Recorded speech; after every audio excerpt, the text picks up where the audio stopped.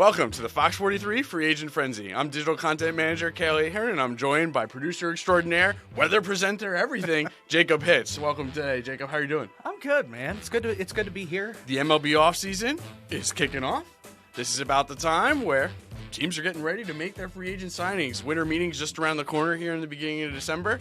And every year, MLBTradeRumors, a website, a self-described clearinghouse of MLB content, does a contest where they predict the top 50 free agents. Have you ever heard of the contest before, Jacob? I have not. It makes sense that they do this. They do it for just about everything, right? Every sport, every free agency, trade deadlines and everything. So it makes sense, but I haven't heard of this before. No. So let me just tell you and the viewers a little bit about it as well. So every year they put out a list of the top 50 free agents. They rank them and then they go through, decide with their team of experts, hey, how many years do we think this player is going to sign for? What will the potential contract look like in terms of money? And then what team are they going to land with? So, hey, we're going to run through the same thing where this is going to be our Fox 43 Sports entry into the MLB Trade Rumors Top 50 Free Agent Prediction Contest here in 2024. Now, this year's crop of free agents, it's a little bit different than last year and maybe even the year before in terms of depth. But, man, at the top you have a star, potential Hall of Famer in Juan Soto, an outfielder who last couple of years obviously has bounced between a few different teams, San Diego, now with the Yankees, but had a great free agent walk year and obviously helped lead them to the World Series. Unfortunately for them, I think he's making it across town, and I think it's the big pockets of Steve Cohen and the New York Mets that bring in Juan Soto to the fold. Obviously, pairing him with Francisco Lindor, I feel like is a great option for them. And then ultimately, I think the goal on Soto's mind is breaking the average annual value record that has been set technically by Shohei Ohtani, and while his $700 million is deferred, Soto wants that $700 million guaranteed up front, and I believe Steve Cohen is going to go there for him. We both agree that he's going to New York. I have him staying, though, in the Bronx. I think he's going to stay with the Yankees, and I think the World Series really put everything into perspective for the Yankees and their fans, that he was the most important piece of that World Series team. You have Aaron Judge, you have some good pitchers, but man,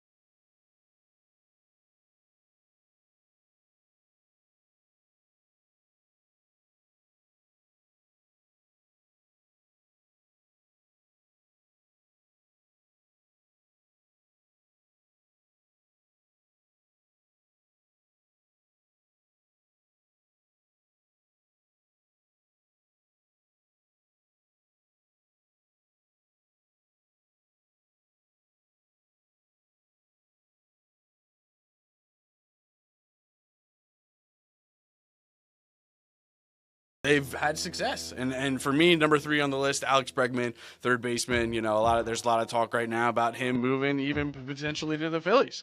I just kind of think he has that home there in Houston, and I think the Astros aren't done giving up on their window of contention yet. I don't think they're ready to wave the white towel. I think that they think that their vets can give it at least a couple more runs, and I think they end up trying to keep Bregman, make him a career Astro there with Jose Altuve. I was not considering Alex Bregman for this team until yesterday, when the rumor came out that the Phillies may trade Alec Bohm. He just had a great year, first-time All-Star, but his attitude might be a problem. That changed my whole song and dance. Bregman's going to Philly. They're going to trade out Alec Bohm, and, you know, of course, they're going to want somebody younger. Bregman isn't necessarily getting any younger right now, but I still think his skills at the plate are going to be too much for the Phillies to kind of ignore him. They have to get him here. They get more power. They get good defense over in the hot corner, which is something that I know Bohm has been hot and cold with in the past. I like Bregman to the Phillies as long as they trade Alec Bohm. They're not going to go outright and sign him, but if they know that, hey, Bohm's going to be a piece and we're going to trade away, Bregman's coming in. I can totally see it. I mean, he's a proven winner, you know, Yep. And that's something that the Phillies are looking to definitely add to the middle of that order. Number 4 on the list, free agent last year, kind of one of those guys with Scott Boras that signed a little bit later and then ended up struggling a little bit this year was Blake Snell. I think this year, you know, he's going to try to sign pretty early and he's going to land with a team that has probably had interest in him for some time. You know, he's one of those analytical darling pitchers, you know, where people are divided on you know, how good Blake Snell really is. You know, he actually won the Cy Young even just a couple years ago. So I do think, you know, the Los Angeles Dodgers, man, you know, there's room out there for them to also sign Roki Sasaki, the top Japanese international free agent. Reason he's not on this list is, you know, that technically is a little bit different international free agency, but I believe they're going to land him and then also add a Blake Snell. They had a ton of injuries in the starting rotation this year. Obviously, they have an aging Clayton Kershaw. They're going to have Dustin May coming back from injury. But Gavin Stone's out all year. Bobby Miller was up and down all season. So the Dodgers in the World Series were down to about 3 starting pitchers and then bullpen gaming. And even Dave Roberts said he did not want to go back to Los Angeles. And right here, you know, you can add another top-end starting pitcher in Blake Snell. It's going to cost you some money, but obviously GM, President of Baseball Operations, Andrew Friedman, has familiarity with him from his time in Tampa, so I think everything kind of lines up there. Him, Tyler Glasnow, Roki Sasaki, Yamamoto. That's a heck of a rotation. I mean, I don't see why the Dodgers aren't trying to make that move. Of course, the Dodgers, they're just going to keep trying to grow the dynasty, right? No matter how much people want it to just fade away, they're just going to keep spending money, and it feels like printing money to keep these players. I like Snell staying in California, like you, but I have him going to San Diego and joining the Padres this year. And the reason I like him staying there is, man, they could use another starter.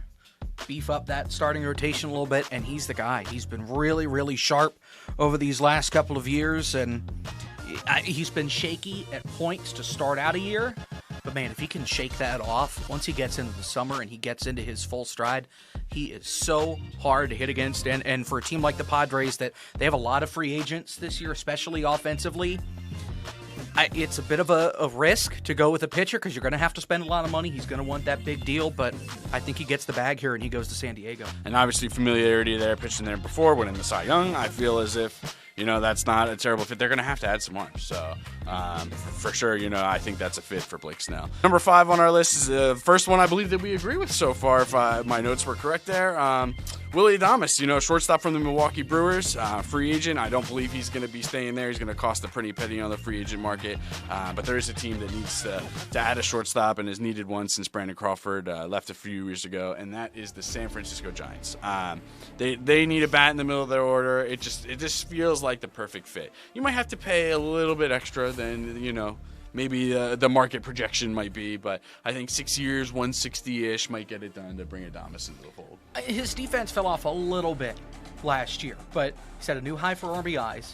He has the speed where he's able to pick off bases when he's out on the base path. I think we're both spot on here, and if Adames doesn't go to San Francisco, I think a lot of people will be surprised, and I'd be really curious to see who else is going to land him here, because I think San Francisco is the obvious choice for both sides here.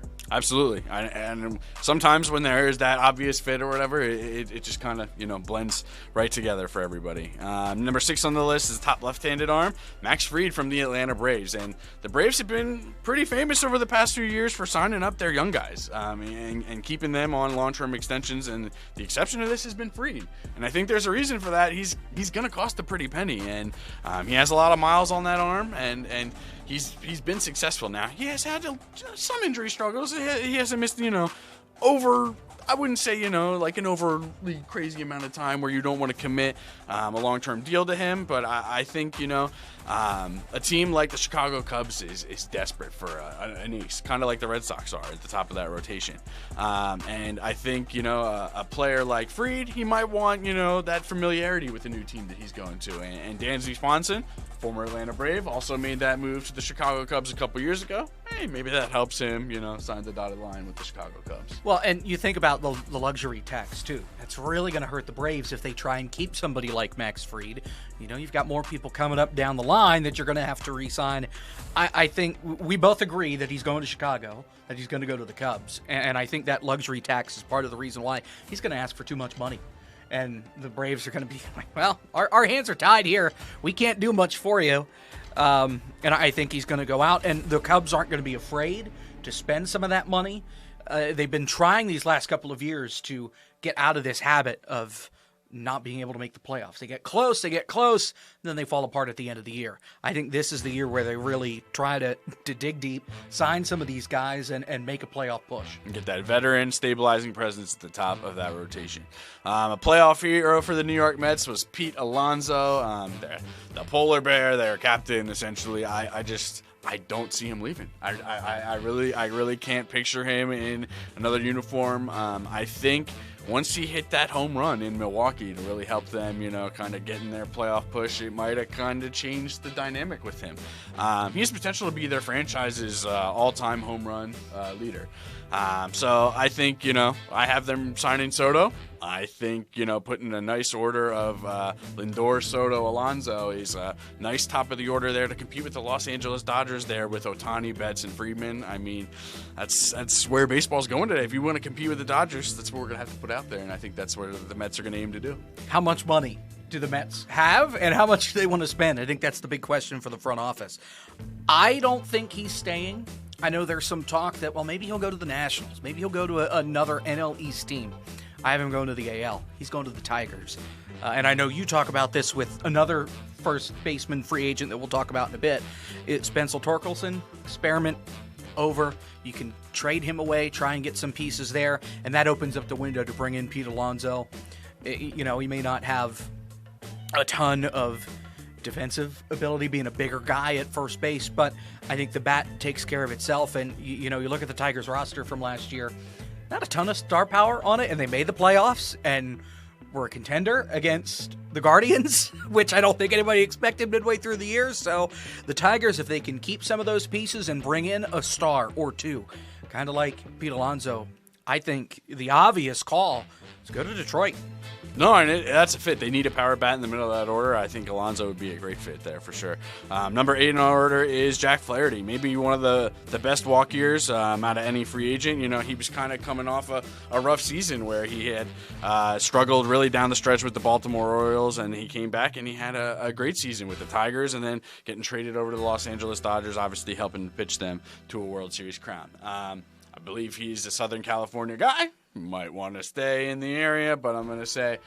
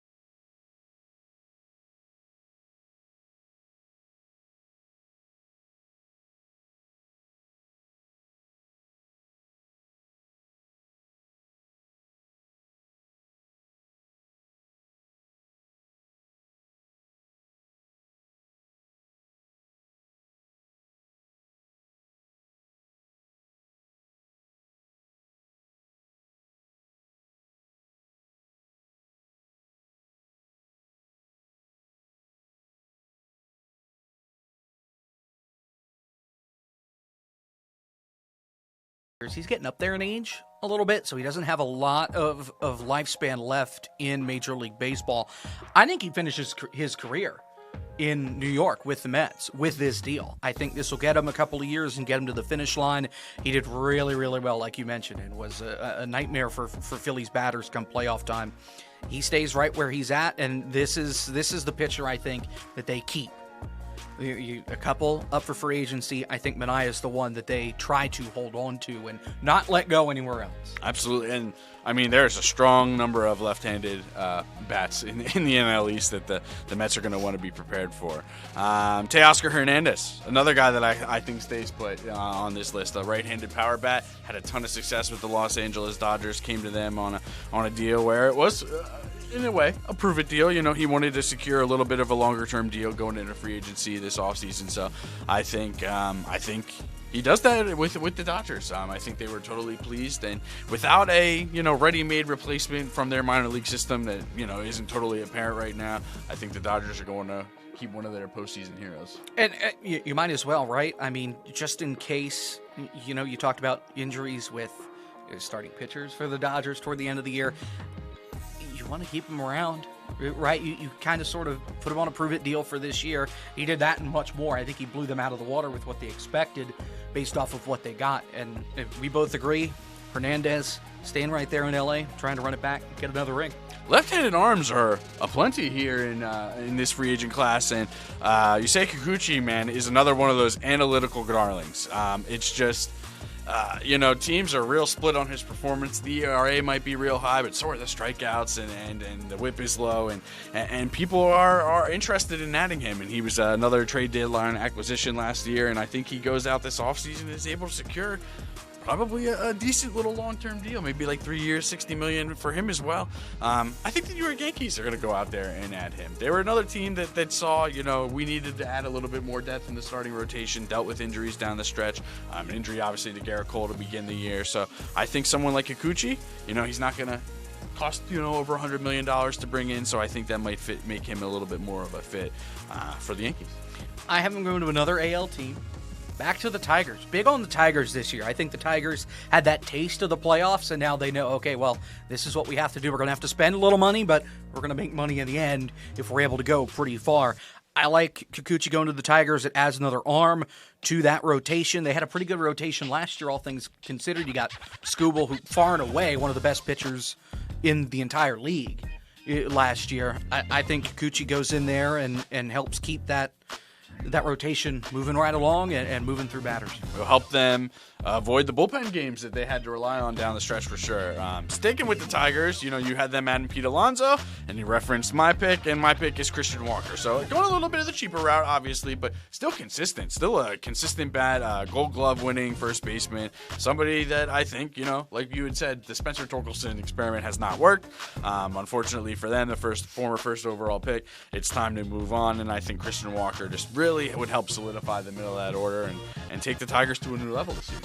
I think of the play in the World Series where Anthony Rizzo and Garrett Cole both look at each other and say, no, you got it. And nobody got it, and that allowed the Dodgers to tie it, take the lead, win the series.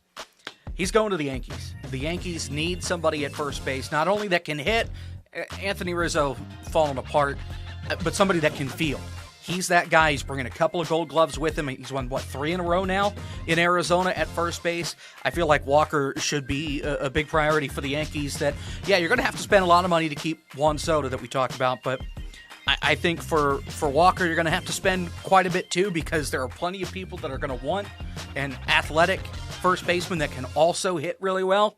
But I have him going to New York, putting on the pinstripes, going to the Bronx. That's the most popular destination I've seen for him so far this offseason. Another left-handed arm, but the top left-handed reliever on the market is Tanner Scott. And this was another trade deadline acquisition from the Marlins to the San Diego Padres. And, man, he lit it up, and it was exactly what the Padres needed down the stretch. But out here on the open market, it's going to cost a pretty penny to sign him. I don't think he's going to stay in San Diego. But how about my New York Mets? Just keep spending the money. Obviously not a Mets fan, but these guys, I think are going to break the bank this offseason. And in the same vein as Sean Manaea, hey, there's a lot of left-handed hitters that you're going to have to contend with this National League East. Why not bring one of the top left-handed relievers into your bullpen and then pair him with Edwin Diaz at the back end? This is a team that it's already scaring me.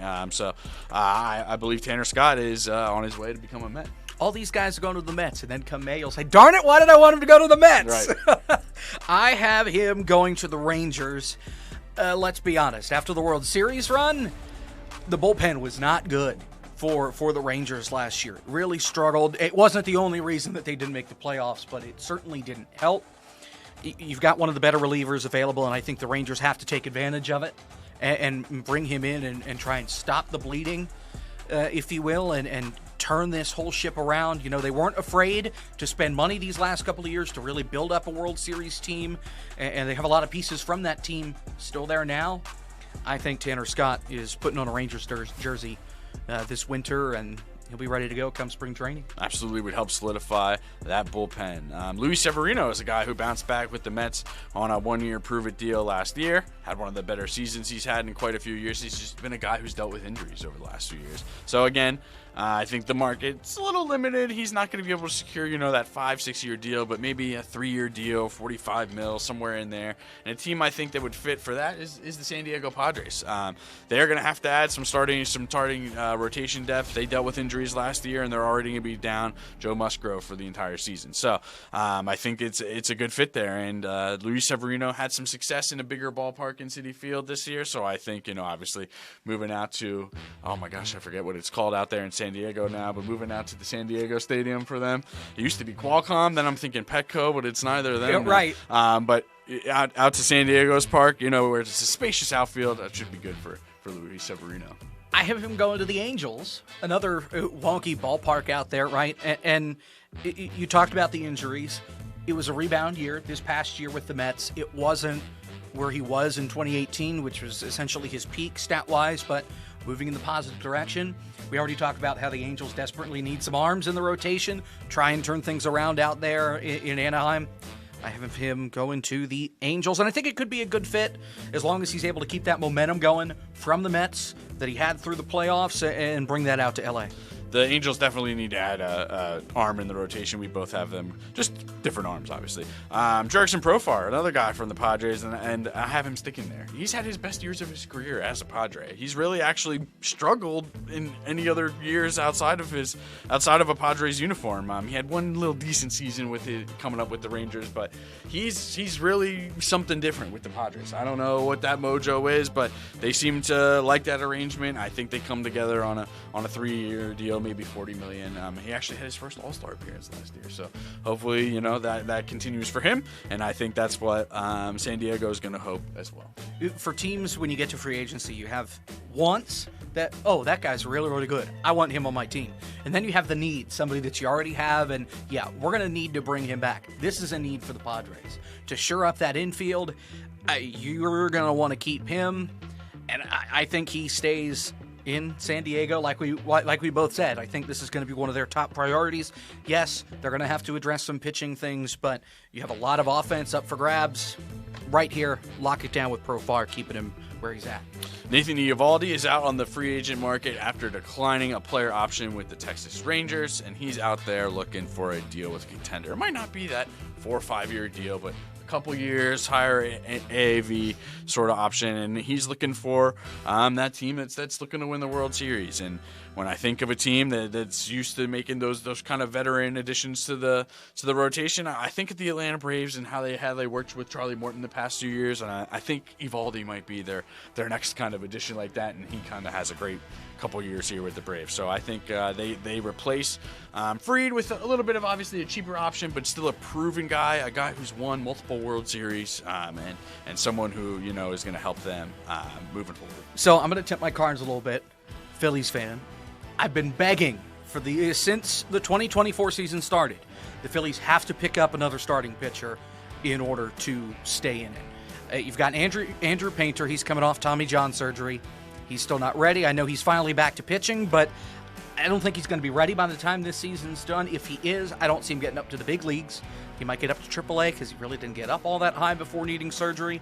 So he's out of the mix. You're not going to be able to rely on him this year, or at least most of this year. Taijuan Walker, bust. Did not work out. Thought maybe the second year would go better in Philly. It went worse, at least in the regular season, and once again, really didn't see any postseason. Spencer Turnbull, another free agent.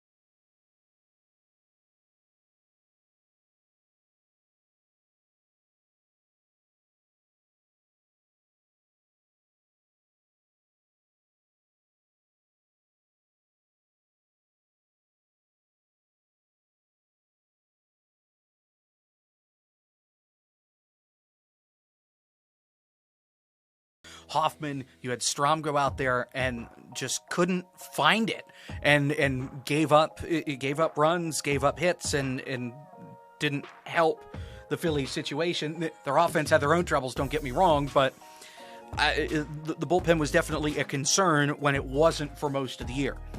We agree, though, he's staying in Philadelphia, and I think he's one of the keys to success.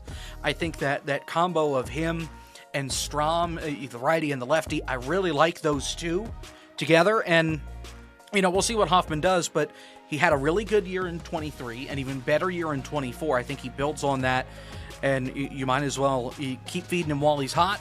And as long as he's able to shake some of that rust off that he had maybe in the playoffs through spring training, I think he'll be good to go and be another reliable pick for the Phillies. Hopefully it's postseason experience and they get over the hump. Yeah. I mean, it's we'll put it in the past.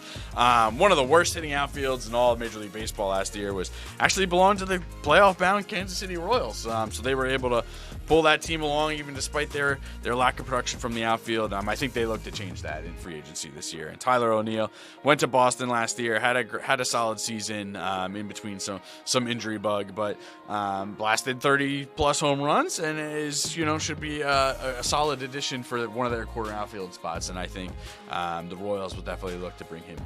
I'm on a roll here with the Phillies, and I think he's staying with the Phillies. You look at their outfield, right? Nick Castellanos, great year. Walked off, 5-6 games in the middle of last year? Just an insane run. Was one of their best bats, if not the best bat, in the playoffs there against the Mets. And then you look at the rest. Austin Hayes, who they traded for from Baltimore. I know he was hurt a lot, but when he was up at the plate, it didn't really seem like he fit. Brandon Marsh has struggled to hit against lefties.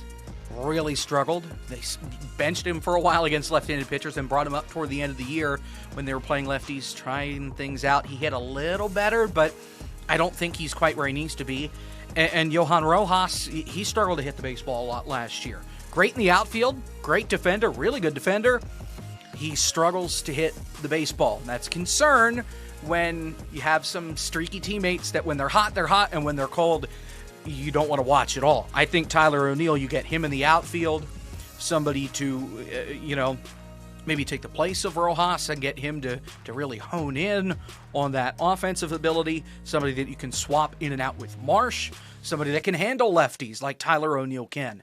I think he's a good fit for Philadelphia, and his defensive ability is pretty darn good too, which is something that I think Philly still needs to focus on. You don't want big guys like Kyle Schwarber lumbering around in the outfield like you did 2 years ago, right? You want somebody fast. So I like the pick of Tyler O'Neill coming to the city of brotherly love. Gleyber Torres is one of the top risers, I think, on this list. Before this came out, he was definitely not anywhere near the top 20, and then the playoffs happened. And all of a sudden, he was the Yankees' leadoff hitter and helped them get to the World Series. So I think he parlays that into a little shorter-term deal, a little higher average annual value. But a team who had no starting second baseman going into next year was the Toronto Blue Jays. And they tried to roll with Davis Schneider. They had a few different guys roll through there. Otto Lopez. It didn't work. It didn't work. So I think going into this year, the Blue Jays aren't totally clear on the plan, right? They haven't re-signed Bo Bichette long-term. They haven't got Vladdy long-term. They really got to decide, like, what's the deal here? What are we doing? I think a mid-deal like this kind of fits a team who hasn't decided exactly yet what they're doing and probably wants to give it one more shot with Vlad and Bichette.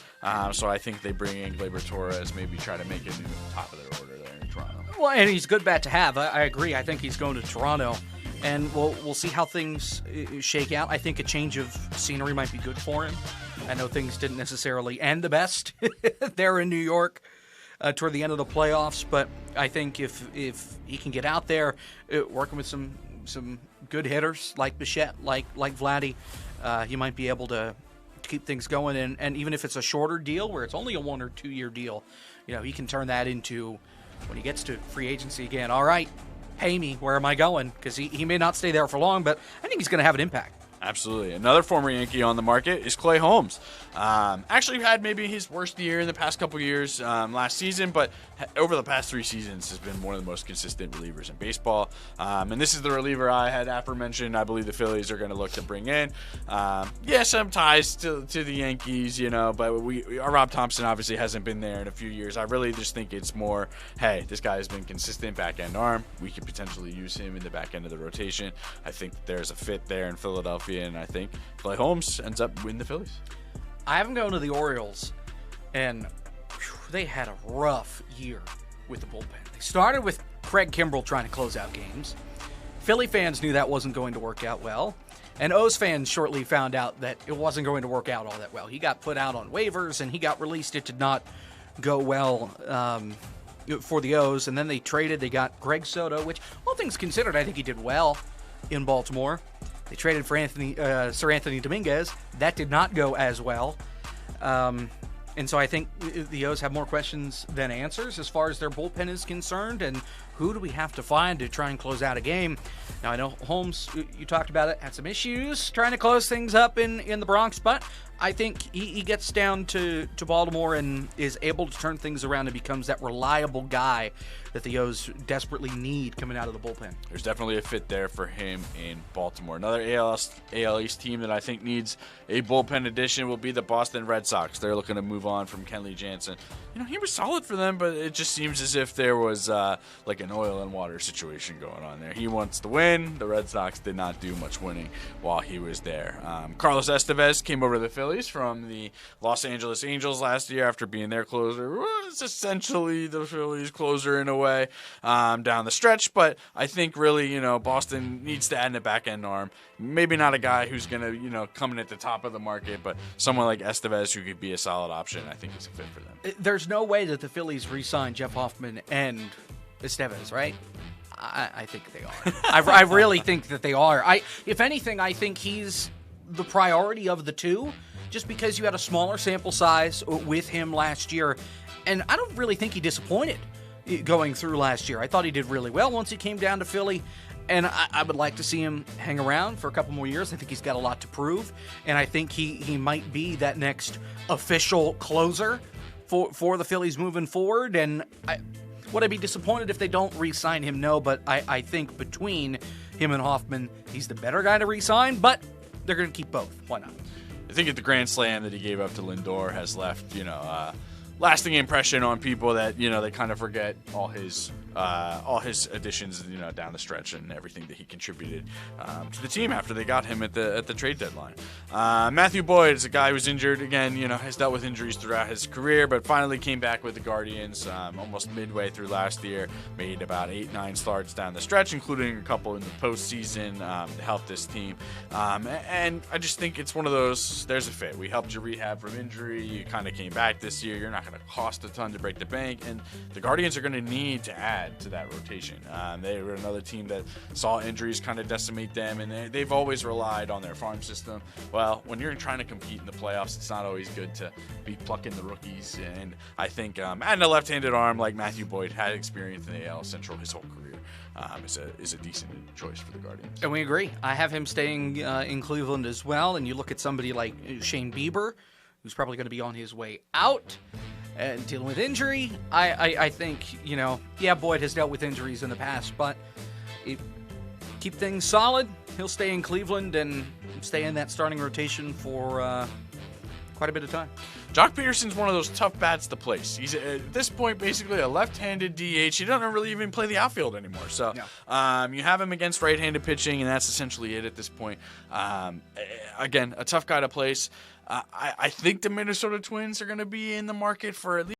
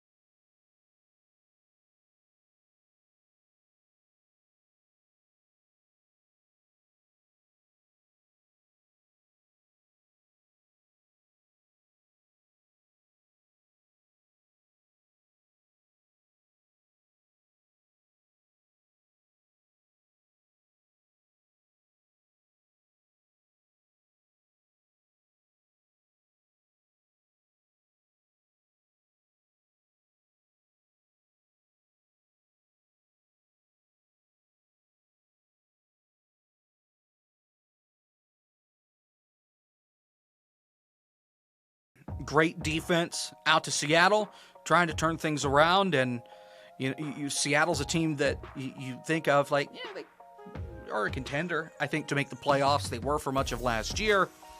I think same story, different year for the Mariners. They add somebody like Kim, that might help them at least get to the postseason. The starting pitching shuffle continues for me. Obviously, I have Andrew Heaney leaving the Rangers, so they're going to have to add a guy to the rotation.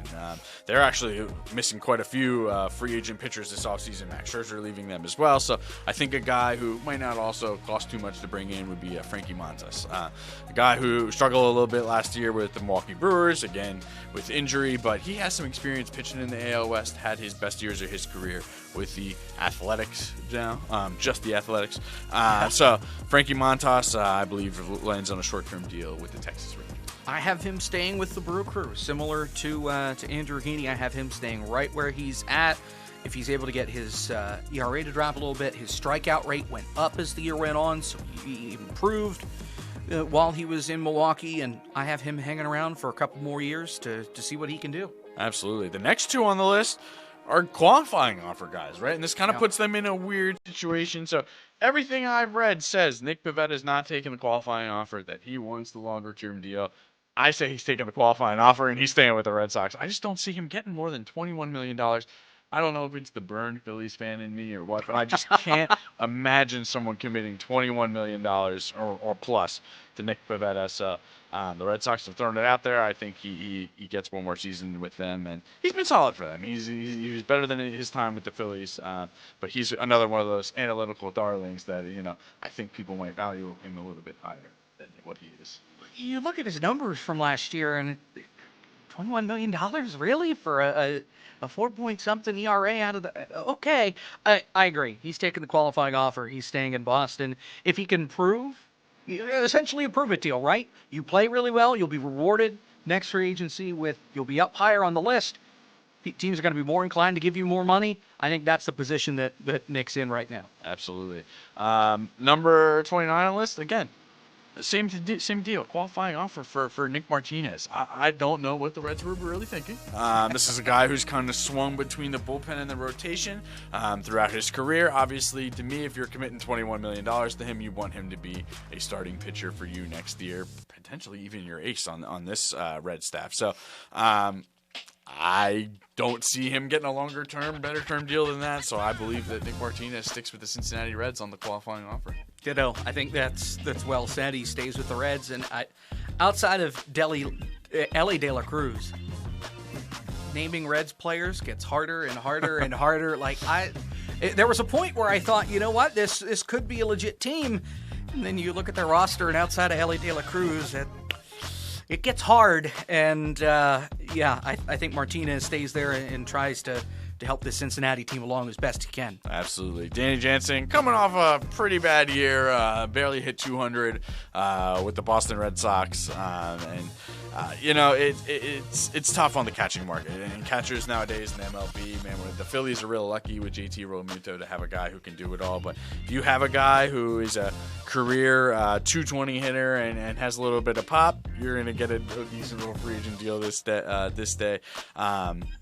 day and age, and I think Tampa Bay has needed a catcher. They've had the worst catching duo for almost the past couple years, and I think Jansen, is going to get not a ton of money, maybe 2 years, $10 million, and they bring him in to try to supplement their catching depth in Tampa. I don't think the Cubs are a bad option either for Danny Jansen. Another team that I talked about earlier, a team that you really want to build up, try and make a postseason run, willing to spend the cash. Danny Jansen could be that guy taking over at catcher and moving this team along, trying to get them closer. Rays aren't a bad option either. You talked about, though, that, catcher would be good down there in Tampa Bay. Absolutely.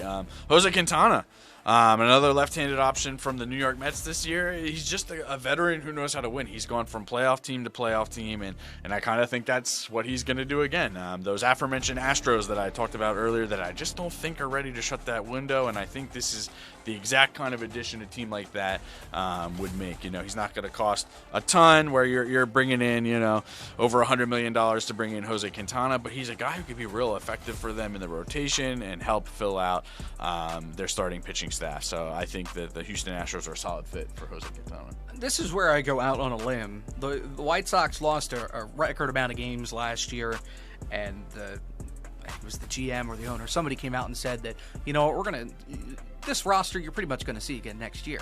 Wait, what? You'd lost 120 some games and you're going to keep everybody that was on the roster. I think this is an addition for the White Sox. Quintana going out there to see what he can do. He had some bright spots with the Mets. I like the Astro pick because they have some openings, right? And he's ready to go. But the White Sox, you could pretty much plop him anywhere in that lineup, and he'd be a good fit. Yep, and he has previously pitched for the White Sox as well. Some experience from them in the past, so a little bit of a homecoming there for Quintana. A guy who needs a little bit of a change of scenery, in my opinion, is Michael Conforto, former Mets outfielder, went for the past couple years with the San Francisco Giants and struggled. And it's not a great ballpark for a guy looking for an offensive rebound, and I think that might have been a little bit to do with it. So I think the Los Angeles Angels are a team that have some holes in the outfield, that are going to be looking for a left-handed bat. We'll have the opportunity to give Conforto another one of those prove-it type deals, see if he can rebound. I think the Pirates are in a similar boat. Might spring for him, try and get somebody that can help them in the outfield. You know, the days of Andrew McCutchen's greatness starting to fall away. He hasn't gone yet, but it's time to start looking around for some other guys. I think Conforto could fill in that role at least temporarily. You still have Kutch. He's able to do good things. Conforto, add him to the list, see if he can share the wealth a little bit out there in Pittsburgh. You talked about going out on a limb. Here's mine. Max Scherzer and Dave Dombrowski have a lot of familiarity from their time together in Detroit. And like you said, Taijuan Walker has not worked out in the fifth starter spot. Andrew Painter maybe is up in the major leagues, but I think that workload is limited, and definitely he will not be seeing postseason action. So what do? Take a little wild card on a Max Scherzer. A guy that you have some familiarity with. If he is Max Scherzer, you got a potential ace. I don't think that's in there. I think he might have some flashes still in there. Maybe a solid number 3. But hey, if you can get him at a 1 year, $10 million, I think that might be a fit for Philadelphia this year. I have concerns with Max Scherzer going to the Phillies. I'm worried about his longevity. I don't know if he's going to be able to pitch a full year. You know, coming off of injury issues with the Rangers, I think his body's just at the point where, like, man, I can't do this a whole season. I think he's going to go to the Red Sox. We've talked about the Red Sox looking for some help. I think he might go there, might splash, kind of see what he can do. Hopefully he can get a full season in Boston. If he can't, you should have some other guys that can back him up. But really, really scared about that Scherzer signing potential for the Phillies, and worried it could come back to bite him. That's why I think the Red Sox might be a little bit of a safer option for Max Scherzer. I didn't say I loved it, Jacob. I just said that's what I think is going to happen. Absolutely. I'm with you there. He has durability issues. He's one of those guys who's probably better off coming back towards the May, June part of the season to try to start his year. AJ Minter, been one of the top left-handed relief options for the Atlanta Braves over the past few seasons. Spent obviously his whole career with the Braves, so I just don't think they'd let him get away. He has just been a valuable arm for them, and I think in an off-season where, you know, they're going to do some tinkering with the roster, maybe let a guy like Max Fried walk, I think this is one guy you want to aim to keep. That's exactly my note. Do you really want to let him go maybe to another NL East team? No, that's the correct answer. The Braves keep him and keep him under lock and key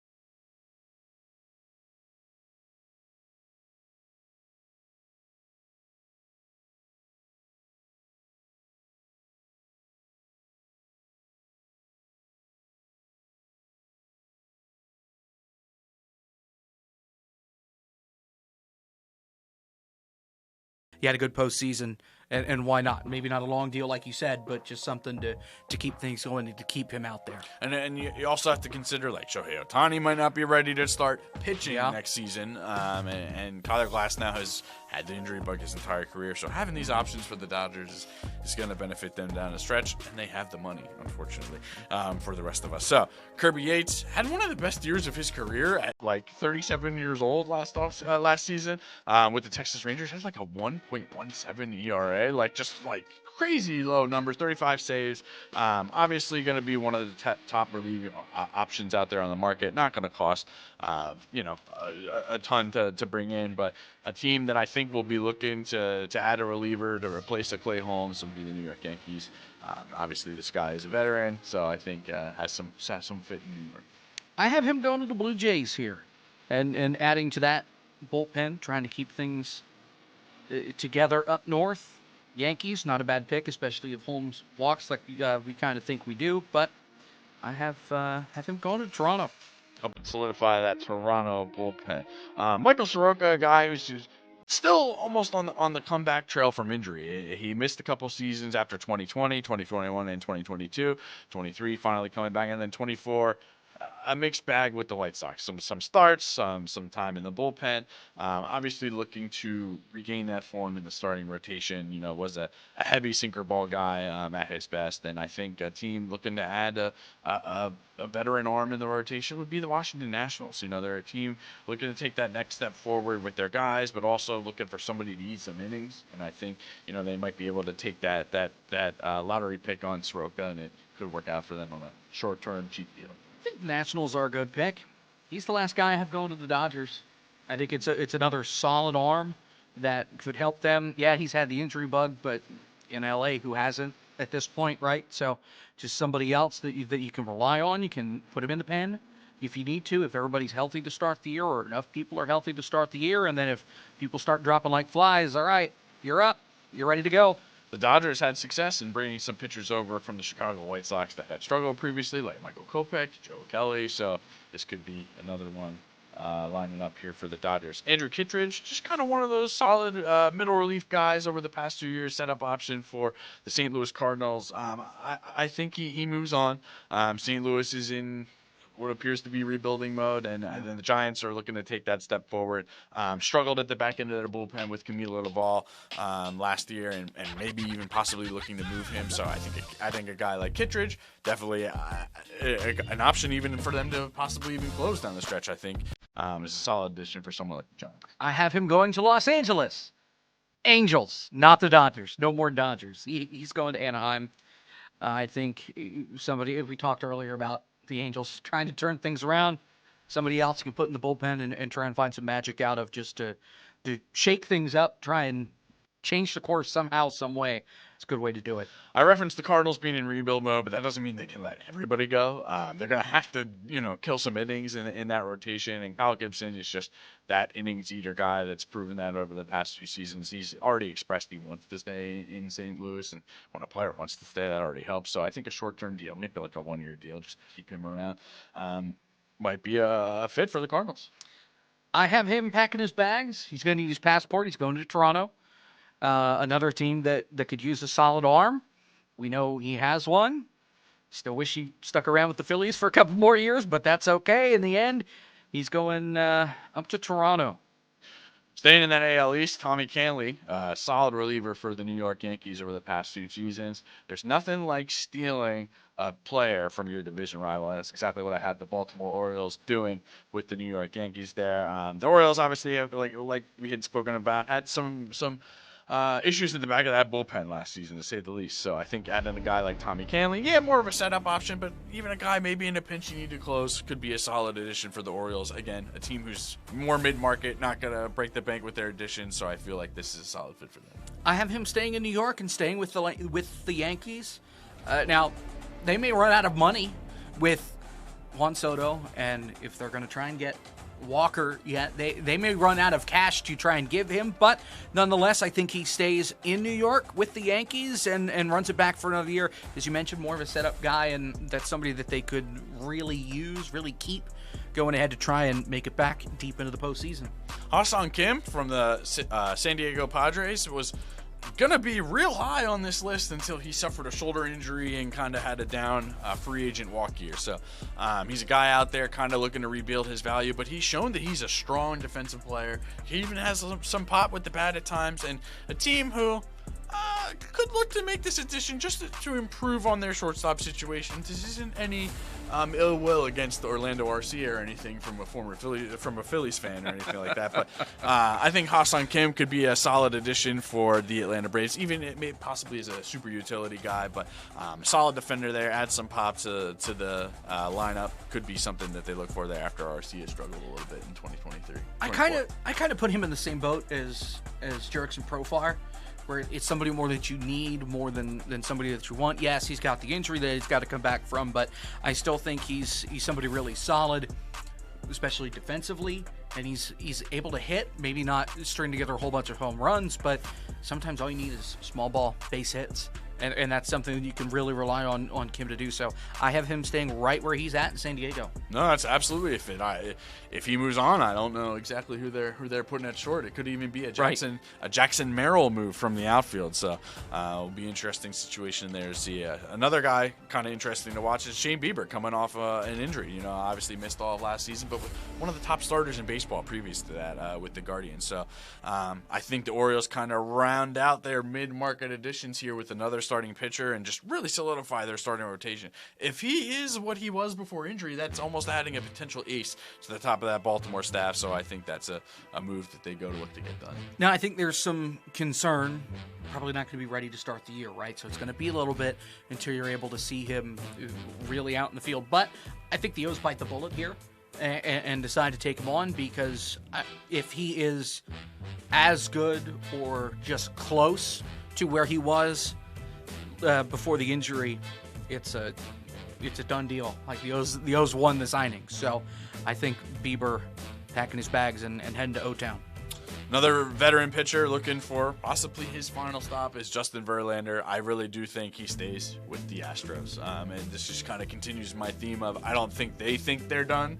So I think it's, hey, let's just keep him, 1-year deal. Not necessarily going to break the bank, but hey, if you do get Justin Verlander at the top of his game, you got Justin Verlander again. I don't think that's necessarily there. He's another guy who's going to show you some flashes, maybe not make it through the full season, but somebody that I think that they are going to want to keep around in H-Town.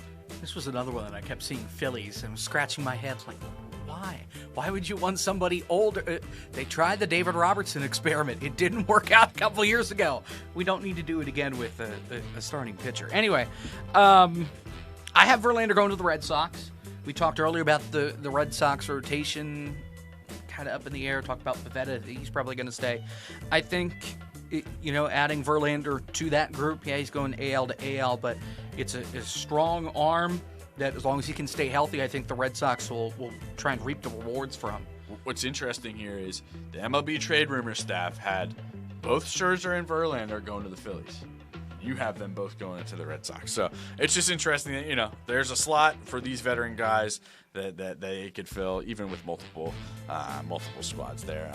Another team that maybe looking to make an international addition that I have would be the San Diego Padres for Tomoyoko Sugano. And he has proven down the stretch down his career that he is a solid veteran arm out of the rotation, and he is obviously looking to make a move to the MLB in his final years of his career. He's advanced age, I believe 35 years old. He's looking to win now, and why not join somebody like Yu Darvish?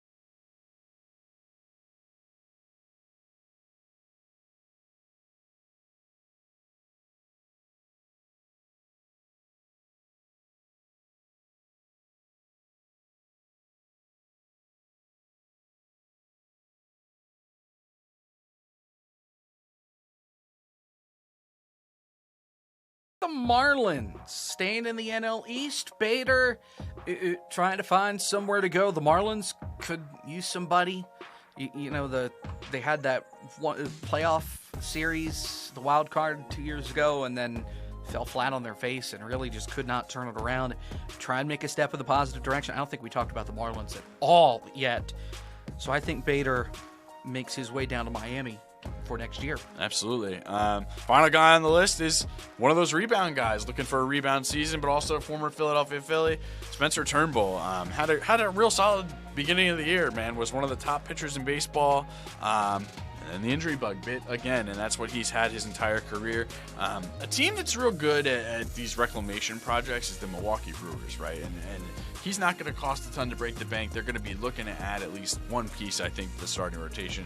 I think taking a gamble on him just might be worthwhile for the Milwaukee Brewers. We talked earlier about the Reds. Like, what are they? Or are they completely in rebuild? Are they not in rebuild? I think he goes to the Reds here to try and turn things around.